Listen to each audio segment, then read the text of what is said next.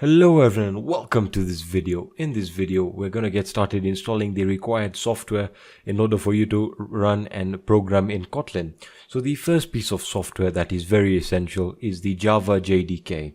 Now, most of you may have heard of the Java JDK, and basically it is the development kit basically that is made by Oracle that allows you to use the Java subsystem for programming. So it's really not that hard to install. All you have to do is just fire up the browser of your choice and just search for the Java JDK. It's as simple as that, really.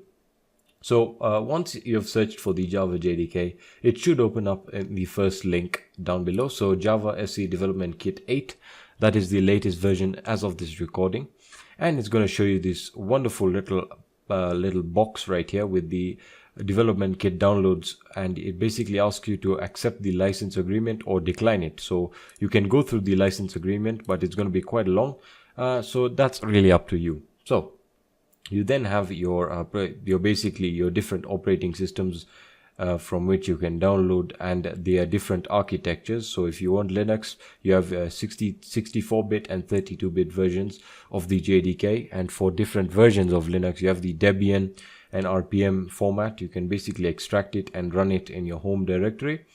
If you're running this on Windows, you have your 64-bit and 32-bit versions. So if you're running a 32-bit version, you can download the x86 version right here. If you're running the 64-bit version of Windows, you can download the x64 version, which is what I have. Now, I already have downloaded it, so I'm going to basically skip that step, and we're going to get started with the installation. So just close up your browser once you're done downloading the file, and it should be this little icon here. The installation should be the same regardless of your system architecture, whether you're 32-bit or 64-bit. So all you have to do is just double click it, and it should open up the installer.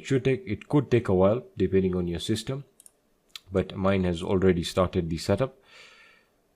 Just give it a few seconds, shouldn't take that long. And it has started the installation process, so it's going to open the installer.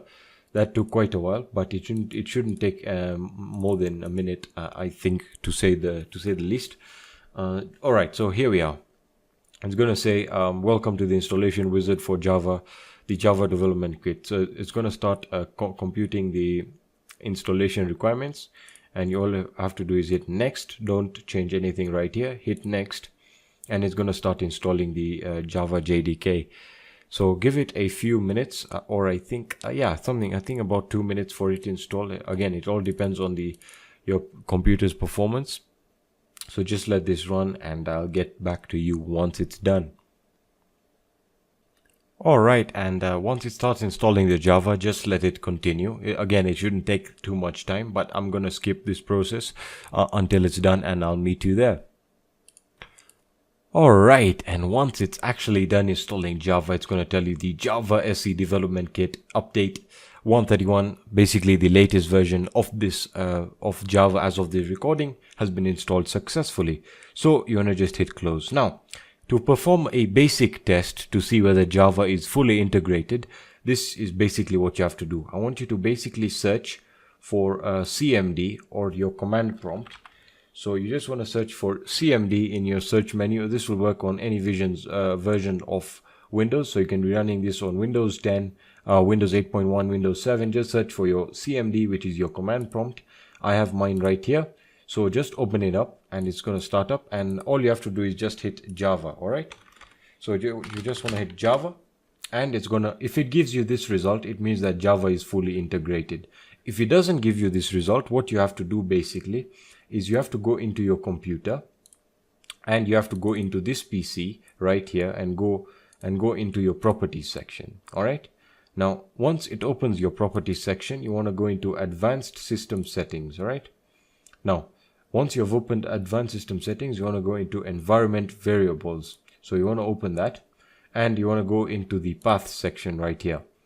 So this is basically under system variables. You want to go into the path section and just hit edit. All right. Now in the path section, you basically want to go now into, you leave that open, and you want to go back into your computer and open your local disk, see where your Windows is installed, basically your system hard drive and go into your program files and go into scroll all the way down into your Java folder, and you want to go into the Java JDK folder right here and open this folder. Now once you're in the Java JDK folder, you're going to go up here to the basically the location tree or the directory tree up here.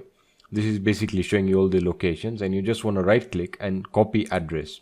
Once you've copied the address, you want to come here and hit new.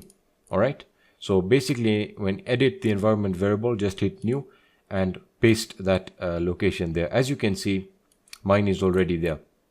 If this doesn't work, just add a backslash and add the bin. Just add the bin section right there. As you can see, I already have added mine, so I don't need to. So I'm just gonna delete this one right here. So this is basically what you want to have. And once you're done, just hit OK, and you should be good to go in terms of Java. So that's basically it for this video. In the next video, we're gonna get started installing IntelliJ, which is basically our editor that we're going to be using for Kotlin, to learn Kotlin, and we'll get started with Android Studio when it comes to integrating Kotlin with Android Studio. So if you have any questions, let me know in the Q&A section of the course. Thank you so much for watching.